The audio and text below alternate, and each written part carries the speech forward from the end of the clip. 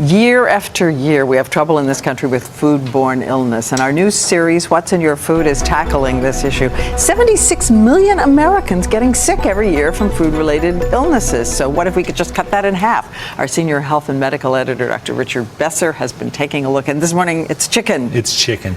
Diane, there are more than 200 known diseases transmitted through food. The most common of these is salmonella. It accounts for more than 30% of all food-related deaths, and one of the biggest ways it's spread is through chicken. This brand new kitchen appears spotless. The toaster sparkles, the utensils shine, and even the dishes in the sink look pretty clean. Until we turn off the lights. A special UV ray reveals more than a dozen hotspots after cooking 2 packages of chicken. Sharon Cohen didn't know we treated her chicken with glow germ powder, a product designed to simulate the spread of germs. This mother of 2 was so diligent about washing, we didn't think we'd find any contamination. But we were wrong. There was residue here, here, here, and even right here in the salad. If that were the real stuff, the kinds of bacteria found on raw chicken, it could be dangerous. Chicken can carry salmonella, which is the #1 cause of foodborne illnesses in the United States.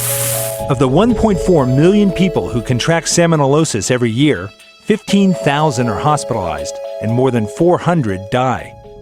So what happens before chicken is shipped out to your grocery store? Fielddale Farms, a processing plant in Georgia, packages about 230,000 chickens every day. Along with other safety measures, the plant spot checks temperature and tests for salmonella. But out of 100 chickens, how many salmonella-carrying birds would it take to earn a plant a failing grade from the USDA? 5, 10, 20? 21% have to test positive for salmonella before a plant risks losing the USDA stamp of approval. We have the safest chicken now that we've ever had since the testing began. The market is shaping up. I believe it is.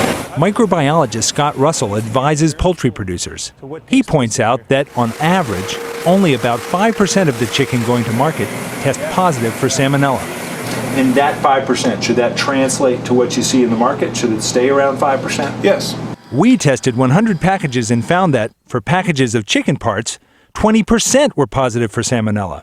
For ground chicken, 54% were positive. Russell told us that our tests may be more sensitive than the USDA's, and that chicken parts are more likely to be cross-contaminated during processing, which happens after the USDA has already done their testing. Today, the USDA is considering more stringent standards. Attorney Dennis Stearns represents victims of foodborne illnesses. Until the USDA decides what's more important, the industry or public health, we're going to live in this world where basically the calculation is, okay, well, there's a certain level of illness, injury, death, and hospitalization that we're going to accept as the cost of doing business. The USDA says there is no conflict in the agency's mission. You know, I'm not confused about what my mission is at all. And I don't think anybody who works here with me at the Food Safety Inspection Service is confused either. We are 100% about protecting public health. For now, it's up to the consumer to heed the USDA mandated instructions on the label. Cook chicken thoroughly to 165 degrees and prevent cross-contamination. But remember what we found in Sharon's kitchen, on the windowsill, on the soap dispenser, even on her shirt and her hands. Is USDA putting an unfair burden on the consumer? We put on our seatbelts, we wash our hands, we lock our doors. Taking out a meat thermometer and putting it into a piece of meat or poultry to ensure that it's done in order to keep your family safe, to keep your guests safe. For me, that's a no-brainer. So we can't believe where you saw the signs of what could have been bacteria. Everywhere. Everywhere. So it was everywhere. In a kitchen, take us through the kitchen and what you do and what you think about it. She was spotless, as you said. That's right. I mean, the most important thing to remember is to cook your chicken to 165 degrees and test it with a meat thermometer. That will kill bacteria.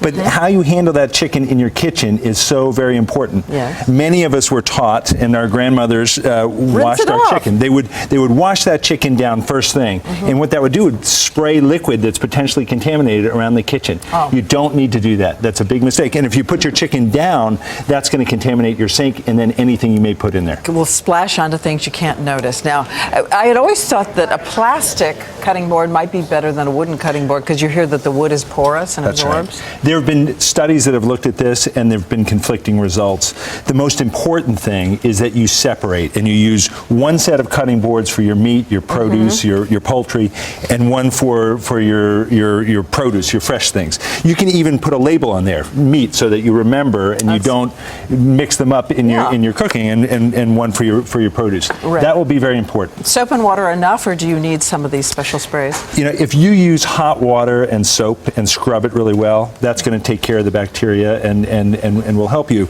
Once a week, maybe twice a week, you can use a dilute bleach solution, tablespoon of bleach, a gallon of water, and soak it, and that will further clean your board. Some people use lemon and salt. That really won't control the bacteria. It may make it smell nice. Yeah. All of these tips, the real deal, on our website at abcnews.com. And again, so many people sick every year.